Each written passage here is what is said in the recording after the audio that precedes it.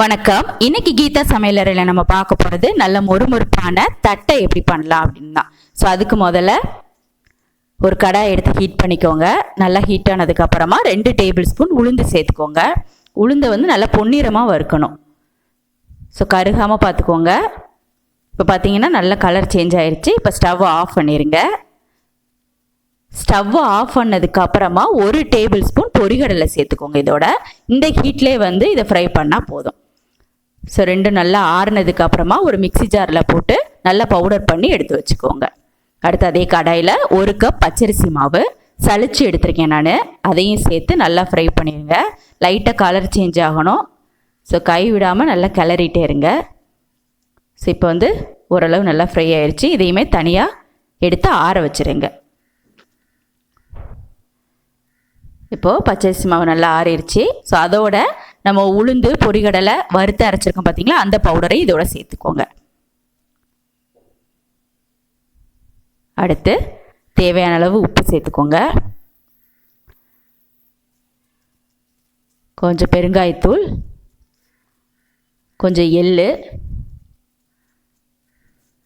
1 spoon chilli powder, கருவேப்பிலை கொஞ்சம், அடுத்து கடலைப்பருப்பை 15 நிமிஷம் ஊற வச்சுருக்கேன். 2 டேபிள் ஸ்பூன் எடுத்திருக்கேன். அதையும் சேர்த்துக்கோங்க.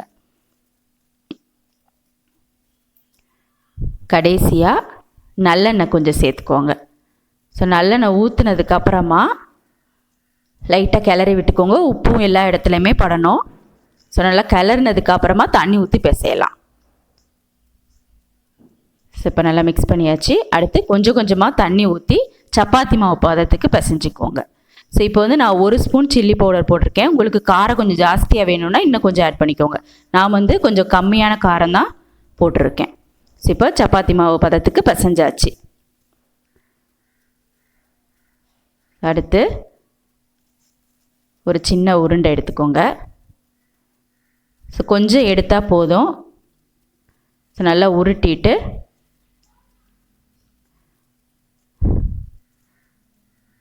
மாவு ரொம்ப தண்ணியாயிரவும் கூடாது. ஸோ இப்போ உருட்டியாச்சு. இதை எண்ணெய் தடவுன இந்த மாதிரி ஒரு பாலித்தீன் கவரில் வச்சு ஸோ க்ளோஸ் பண்ணிவிட்டு உங்ககிட்ட பவுலோ இல்லைன்னா ஒரு டம்ளர் இருந்தால் கூட போதும், அதை வச்சு நல்லா ப்ரெஸ் பண்ணிடுங்க. ஸோ தட்டை நல்லா தட்டையாக இருக்கணும். அப்போ தான் நல்லாயிருக்கும், முறுமுறுப்பாக இருக்கும். நல்லா தட்டிட்டு ஸோ அதுக்கப்புறம் இதை எடுத்து ஃபோர்க் இருக்குது பார்த்தீங்களா, அதை வச்சு லைட்டாக ஓட்டை போட்டுக்கோங்க. போட்டுட்டு அதுக்கப்புறமா ஆயிலில் ஃப்ரை பண்ணுங்கள். ஸோ இப்போ நான் ஓட்டை போட்டு எடுத்து வச்சுருக்கேன். ஸோ ஆயில் நல்லா ஹீட் ஆகிடுச்சு, அதில் போட்டுருங்க. ஸோ தானாகவே மேலே எலும்பி வரும். ஸோ 2 சைடுமே நல்லா கோல்டன் ப்ரௌனாக வரணும். ஸோ அது வரைக்கும் நல்லா ஃப்ரை பண்ணிக்கோங்க. திருப்பி திருப்பி போட்டு ஃப்ரை பண்ணுங்கள். ஸோ இப்போ தட்டை ரெடி ஆயிடுச்சு. கண்டிப்பாக ட்ரை பண்ணி பாருங்கள். ட்ரை பண்ணி பார்த்துட்டு எப்படி வந்தது அப்படிங்கிறத என்னோட ஷேர் பண்ணிக்கோங்க. தேங்க்யூ.